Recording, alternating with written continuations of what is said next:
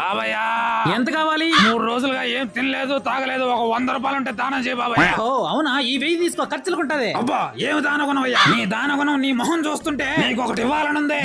దీన్ని ఎట్టి పరిస్థితుల్లోనూ ఓపెన్ చేయి బాబయ్య. నువ్వు ఏ రోజైతే కష్టాల్లో ఉంటావో ఆ రోజే దీన్ని ఓపెన్ చేయి. మహాప్రసాదం. మావా మా అమ్మకి ఆరోగ్యం బాగాలేదురా. అయ్యో అవునా, 10,000 ఫోన్ పే చేసా చూడు. ఏమండి, మా చుట్టాలు లోన్ కోసం షూరిటీ అడుగుతున్నారండి. అయ్యో పాపం ఎన్ని కష్టాల్లో ఉంటారు. ఇటు షూరిటీ పెట్టేస్తా. సహాయమే కదా, నేను చేస్తానులే. తీసుకోండి తీసుకోండి తీసుకోండి. సార్ మీరు షూరిటీ పెట్టి ఎగ్గొట్టారు, డబ్బులు మీరే కట్టాలి సార్. సార్ ఈఎంఐ అప్పు కట్టండి. ఈఎంఐ స్కూల్ బిల్ వచ్చేసింది, మొబైల్ బిల్, చదువుకున్నావు, సిగ్గులేదా? నువ్వు కష్టాల్లో ఉన్నప్పుడే దీన్ని ఓపెన్ చెయ్యి.